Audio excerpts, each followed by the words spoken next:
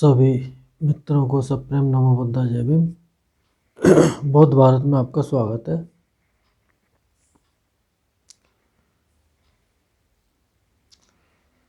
स्थविर वर्ग में 5वां सूत्र है बक्कली सूत्र। महत्वपूर्ण चर्चा है। ऐसा मैंने सुना, एक समय भगवान राजगृह में वेणुवन कलंदक नवाब में विहार करते थे। उस समय आयुष्मान बक्कली एक कुम्हार के घर में रोगी, दुखी और बड़े बीमार पड़े थे। तब आयुष्मान बक्कली ने अपने टहल करने वालों को आमंत्रित किया, आवो सुने, जहाँ भगवान है वहाँ जाएं और मेरी ओर से भगवान के चरणों पर सिर से प्रणाम करें और कहें, बनते बक्कली भिक्षु रोगी, दुखी और बीमार है। वे आपके चरणों पर सिर से प्रणाम करते हैं और ऐसी प्रार्थना करें, बनते यदि भगवान जहाँ बक्कली भिक्षु हैं वहाँ चलते तो बड़ी कृपा होती। आबोस बहुत अच्छा कहकर वे भिक्षु आयुष्मान बक्कली को उत्तर दे जहाँ भगवान थे वहाँ गए और भगवान का वादन कर एक और बैठ गए। एक और बैठ उन भिक्षुओं ने भगवान को कहा, बनते बक्कली भिक्षु रोगी है, वहाँ चलते तो आपकी बड़ी कृपा होती है। भगवान ने चुप से रहकर स्वीकार कर लिया। तब भगवान पहन और पात्र चीवल ले जहाँ आयुष्मान बक्कली थे वहाँ आए। आयुष्मान बक्कली ने भगवान को दूर से आते देखा। देखकर खाट ठीक करने लगे। तब भगवान आयुष्मान बक्कली से बोले, बक्कली रहने दो, खाट ठीक मत करो, वे आसन बिछे हैं, मैं इन पर बैठ जाऊंगा। भगवान बिछे आसन पर बैठ गए। बैठकर भगवान बक्कली भिक्षु से बोले, बक्कली कहो, तबीयत कैसी है, बीमारी घट तो रही है ना। बनते मेरी तबीयत अच्छी नहीं है, बड़ी पीड़ा हो रही है, बीमारी बढ़ती ही मालूम होती है। बक्कली, तुम्हें कोई मलाल या पछतावा तो नहीं रह गया।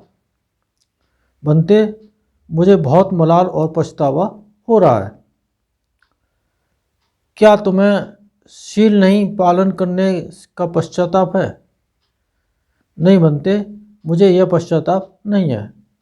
बक्कली, जब तुम्हें शील नहीं पालन करने का पश्चाताप नहीं है तो तुम्हें किस बात का मलाल और पश्चाताप हो रहा है।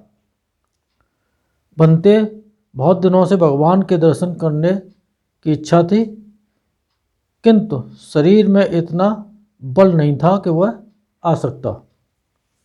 बक्कली, अरे इस गंदगी से भरे शरीर के दर्शन से क्या होगा।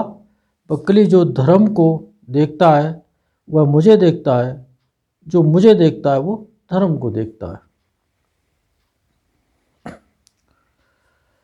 भगवान की रूप काया और उनके अंदर जो धर्म चल रहा है वो धर्म काया, दोनों ही कायाओं में धर्म ही देखना होता है। भगवान होते हैं सामने और उनके सामने बैठ कर के कोई व्यक्ति धर्म देखता है तो ये उसके सौभाग्य की बात होती है। लेकिन इस समय भगवान नहीं भी हैं तो भी हम उनका दर्शन, अंदर जो धर्म चल रहा है अनित्य अनात्म संवेदनाओं के आधार पर, वो स्वयं भगवान बुद्ध का ही दर्शन है। ऐसा भगवान ने बक्कली को वहाँ पर उपदेश दिया है। बक्कली, तो तुम क्या समझते हो, रूप नित्य है या अनित्य। अनित्य बनते, वेदना संज्ञा संस्कार विज्ञान अनित्य बनते, इसलिए यह जान और देखकर पुनर्जन्म में नहीं पड़ता है। इन चीज़ों के स्वभाव को देखते देखते और वो व्यक्ति की जो यात्रा होती है वो कंप्लीट हो जाती है, पूरी हो जाती है, और फिर उसका जन्म होता नहीं है।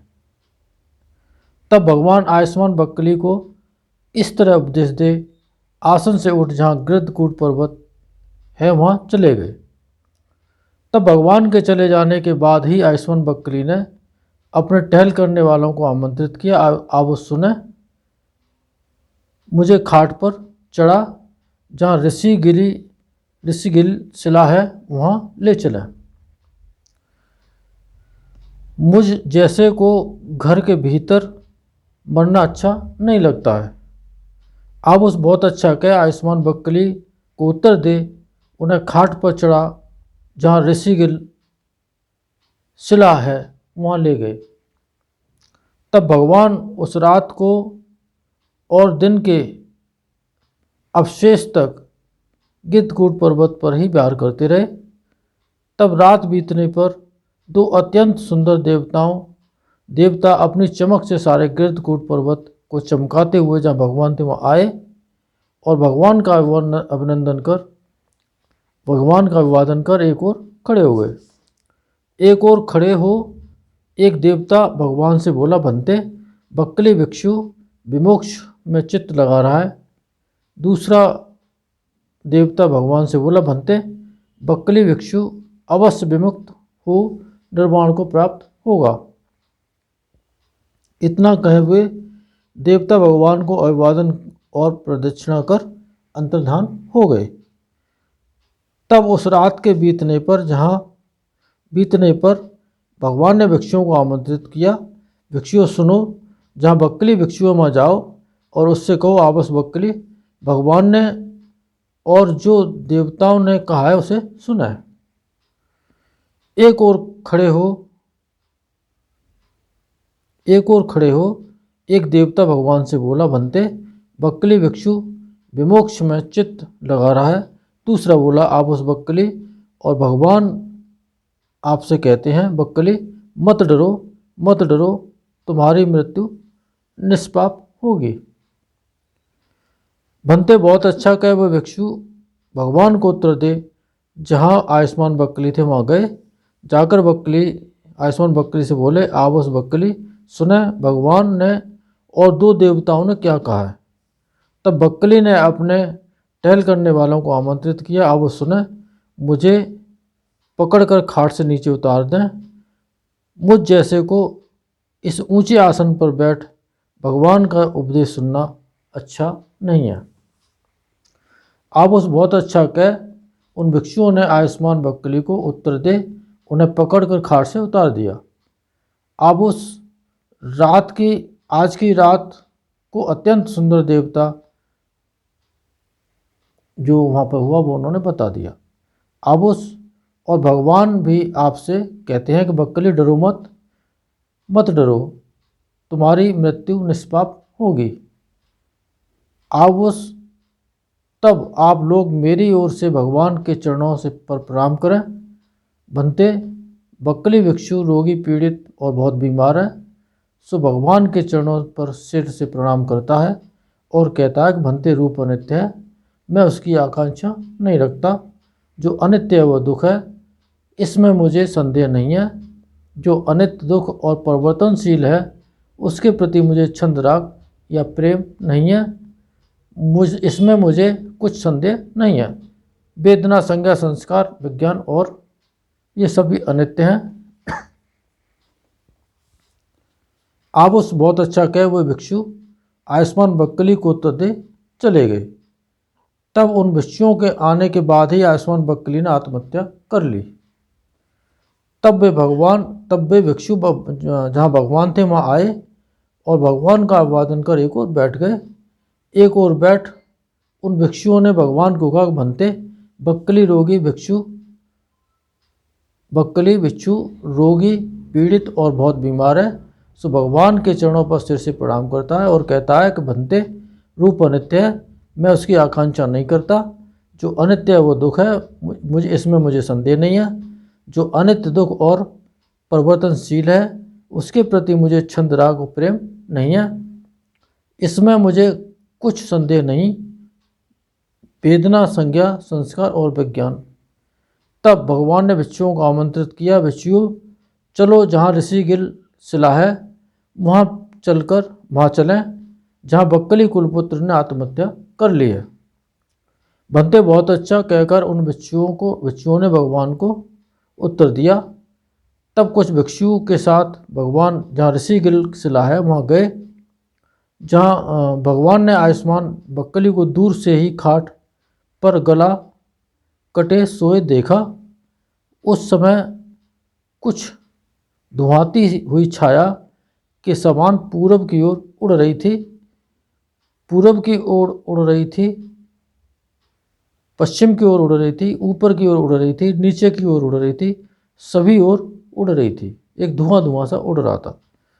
तब भगवान ने भिक्षुओं को आमंत्रित किया, भिक्षुओं इस कुछ धुआंती हुई छाया के समान पूरब की ओर उड़ रही है और जो चारों दिशाओं में उड़ रही है, इसे देखते हो ना?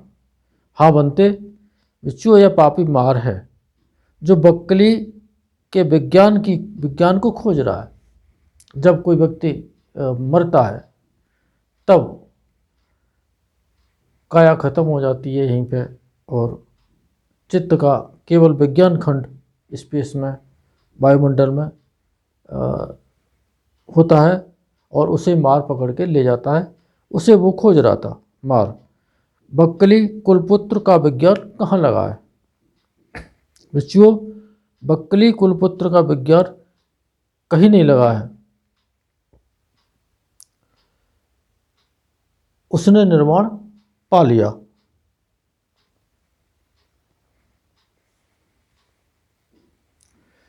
भगवान के धर्मोपदेश, अंतिम धर्मोपदेश को उन्होंने जो भिक्षुओं से सुना, उसे सुनते सुनते उन निर्वाण की प्राप्ति हो गई।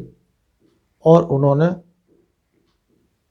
उन भिक्षुओं को आश्वस्त करते हुए बताया, भगवान को ऐसा बताना कि इन सब धर्मों में जो उन्होंने मुझे बताया उसमें मुझे कोई संदेह नहीं है। इसका मतलब ये हुआ कि उन्होंने साक्षात्कार कर लिया था। उसके बाद ही उन्होंने आत्महत्या की और वो मार के फंदे से निकल गए। इन सत्य वचनों से सबका मंगल हो, सबका भला हो, सबका कल्याण हो, संसार के सारे प्राणी सुखी हों। साधु साधु साधु।